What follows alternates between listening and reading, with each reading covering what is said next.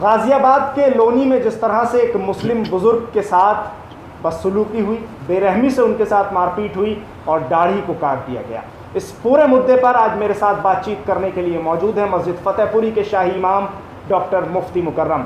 मुफ्ती साहब, जो दिल दहला देने वाली घटना गाज़ियाबाद के लोनी से सामने आई है, इस घटना पर आपका क्या कहना है? बहुत दुख है, बहुत सदमा है।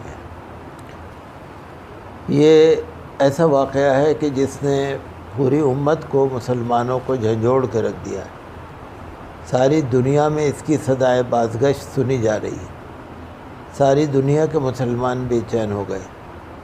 एक बूढ़े इंसान को जिस तरीक़े से उन्होंने ले जाकर कमरे में बंद कर दिया और उसके ऊपर जो ज़्यादती की और मारा पीटा और बड़ी बदसलूकी करी और फिर उसकी दाढ़ी पकड़ के काटी, और भी जो बातें सुनने में आ रही हैं कि उसको पेशाब पिलाने के लिए दिया और उससे नारे लगवाए, तो जिस तरह की बातें मीडिया में आ रही हैं उससे बड़ा दुख हो रहा है।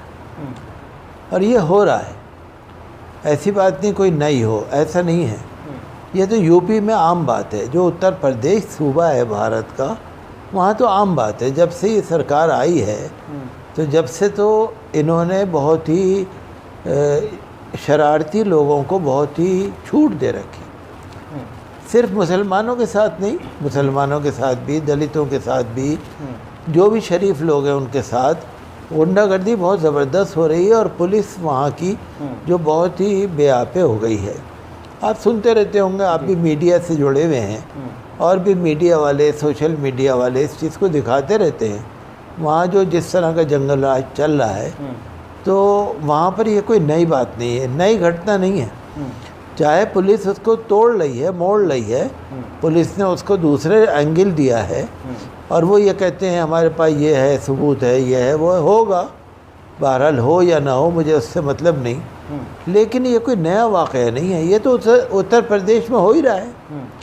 ये तो बहुत सारे केस हैं।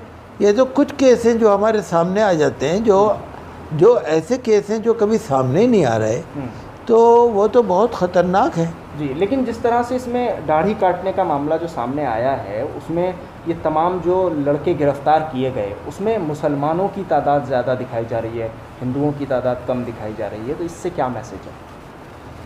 मैं नहीं कह सकता इसमें क्या मामला है। ये तो आला अदालत की इंक्वायरी होनी चाहिए। इसमें सच्चाई क्या है, सच्चाई क्या नहीं है, पुलिस का तो काम ही है, केस बनाती है जी। पुलिस तो केस बना के फाइल कर देती है, एफआईआर लिख देती है। आपने देखा ना, सैकड़ों लोग जी जो बरी हो जाते हैं। असल ये है कि पुलिस पर कोई मुआवजा नहीं है, केस बनाने वालों पर कोई मुआवजा नहीं है।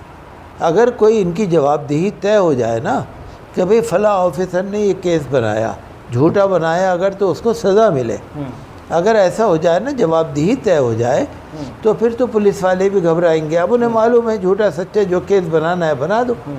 तो आम तौर से वो अपनी मर्ज़ी का बनाते हैं, और इसमें इसके हालात को और इसकी संगीनी को कम करने के लिए उन्होंने कुछ मुसलमानों को भी ले लिया, ताकि अगर गैर मुस्लिम होते तो ये वाक़या 100% ही सच माना जाता।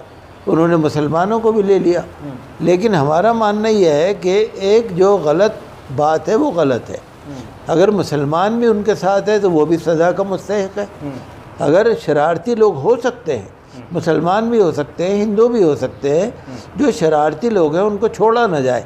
आपने देखा ना कि उन्हें गिरफ़्तार कर लिया, गिरफ़्तार करके कोर्ट में ले गए, कोर्ट में ले जाके ज़मानत मिल गई, बात ख़त्म हो गई। धाराएं भी नहीं थी, धाराएं हो ही नहीं सकती, वो तो मिली भगत है।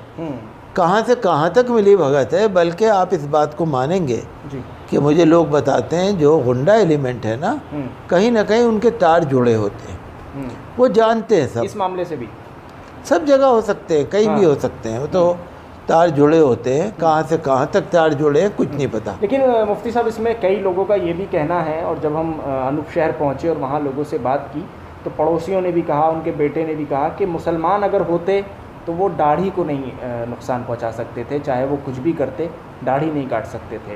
अब्दुल समद जो हैं सूफ़ी, उनका साफ तौर पर कहना है कि मेरे साथ ये घटनाएं हुई, लेकिन पुलिस जो एफआईआर पेश कर रही है उसमें कहीं से कहीं तक जय श्री राम का नाम ही नहीं है। देखिए, मैं सुन रहा था कि 5 तारीख को उन्होंने जो कंप्लेंट दी, जी, जो वो कंप्लेंट का असल मजमून जो 6 तारीख की एफआईआर है उसमें वो मजमून ही नहीं है, तो बदल दिया गया है या क्या सूरत है। मैंने कहा ना आपसे, इसकी इंक्वायरी होनी चाहिए। तो केस बनाना तो पुलिस के हाथ है। अच्छा देखिए, पुलिस के सामने कोई बोल भी नहीं सकता जी। अब पुलिस वाले आ गए, किसी के सामने बयान लिखना शुरू करा, मैंने कुछ बोला, उन्होंने कुछ लिख दिया। ऐसे ही कोर्ट में होता है, कोर्ट में जो बयान कर रहे हैं वहाँ लिखा जा रहा है, लेकिन कोर्ट में तो ये होता है कि कंप्यूटर से दिखाया जाता है, पढ़ने को दिया जाता है, भाई पढ़ लो, आपने यही बोला है। लेकिन पुलिस का तो यह है कि मैं कुछ बोल रहा हूँ, वो कुछ लिख रहे हैं, और जब लिख दिया उन्होंने कहा साइन करो। तो मैं हर एक को बुरा नहीं कह रहा, पुलिस भी अच्छी होती है, लेकिन कहीं ना कहीं हो सकता है, पॉसिबिलिटी है कि मैंने बयान कुछ दिया, लिखा कुछ गया और साइन करा लिए, ये भी हो सकता है। तो इसके लिए तो मैं ये कहूँगा कि कोई इंक्वायरी होनी चाहिए। और दाढ़ी काटी गई, मारा गया, कमरे में बंद किया गया, इतना तो सच्चा है। किसने करा नहीं करा ये इंक्वायरी का विषय है। वो कमरा किसका है, वो गांव किसका है, वो रिहाइश किसकी है, वो जगह किसकी है, ये भी तो है ना। ये जगह मेरी है, बिल्कुल। यहाँ पर जो आदमी गलत आ जाते हैं तो पकड़ा तो मैं भी जाऊँगा ना, ये मेरी जगह है ना। तो जगह किसकी है, कौन लेके गया है, उसमें किस तरह से हो सकता है, किसके फ़ोन से वीडियो है, किसके फ़ोन से वीडियो है, क्या चीज़ है, तो देखिए। हाँ, ये तो देखिए बड़ा लंबा मामला है। बहरहाल मैं इसको कहूँगा ये बहुत बड़ा जुर्म है, बहुत बड़ा जुर्म है, बहुत बड़ा जुर्म है। और उत्तर प्रदेश में ऐसे जुर्म बराबर हो रहे हैं। और मुझे अफसोस ये है कि सबकी आंखें बंद हैं, मीडिया में सब चीज़ आ रही है लेकिन आंखें बंद हैं, और अदालतें भी इस मामले में काफ़ी खामोश हैं, क्योंकि अदालत को भी राइट बनता है कि वो अपने आप नोटिस ले ले। अदालतें भी नोटिस नहीं ले रही हैं, और बल्कि खुलेआम लोग कह रहे हैं, खुलेआम करनी सेना वालों ने तो खुद कहा। और कुछ वहाँ पर जो पीले कपड़े पहने हुए लोग थे, मैं तो नहीं कहूँगा वो पंडित थे, पीले कपड़े हुए लोग थे, उन्होंने ये कहा कि पहले रोको फिर टोको फिर ठोको, यहाँ तक कहा जा रहा है, खुलेआम कहा जा रहा है, मुसलमानों को रोको फिर टोको फिर ठोको। तो मैं किसी मीडिया में देख रहा था, तो जो चीज़ें जिस तरह की आ रही हैं ये सामने, और मुसलमानों को टारगेट करने की जो चीज़ें आ रही हैं ये वाकई गलत हैं, और कोई भी करे इसको गलत है, चाहे मुस्लिम करे चाहे नॉन मुस्लिम करे। और जो अब्दुस्समद बुज़ुर्ग के साथ हुआ वो बहुत अफसोसनाक है, और इस मामले को हम ये कह के नहीं छोड़ सकते कि ये मुसलमान है, ये भी कह के नहीं छोड़ सकते कि कोई इत्तेफाकी बात है, ये भी कह के नहीं छोड़ सकते कि तावीज़ वाला मामला है। इसको ये सब बातें केस को कमज़ोर करने वाली हैं। मैं तो ये कहूँगा कि जिसने जुर्म किया है उसको सज़ा मिले। मुसलमान दाढ़ी नहीं काट सकते, मुसलमान इस तरह से उनको तकलीफ़ें दे के दाढ़ी नहीं काट सकते। कैंची जिसने चलाई है वो मुसलमान नहीं हो सकता। जिसने उनके ऊपर जुल्म किया है, जिस तरह से बातें करी हैं, वो मुसलमान साथ में हो सकते हैं, लेकिन इन चीज़ों में नहीं हो सकते। तो बहरहाल अब जब केस ही कमज़ोर बना दिया तो उसमें मैं भी क्या कर सकता हूँ, आप भी क्या कर सकते हैं। लेकिन आप मांग कर रहे हैं कि इसमें आला सतही जांच होनी चाहिए, इसमें आला सतही जांच होना चाहिए, और अब्दुस्समद को इंसाफ मिलना चाहिए, और जो मुल्ज़िम है उनके ख़िलाफ़ कड़ी कार्रवाई होनी चाहिए। और सूबा उत्तर प्रदेश में जहाँ जहाँ भी कोई इस तरह की लिंचिंग के मामले हैं, जहाँ भी जो अत्याचार है, जुल्म है, ख़ास तौर से जो मुसलमानों को निशाना बनाया जा रहा है, उनके ख़िलाफ़ कड़ी कार्रवाई होने की ज़रूरत है।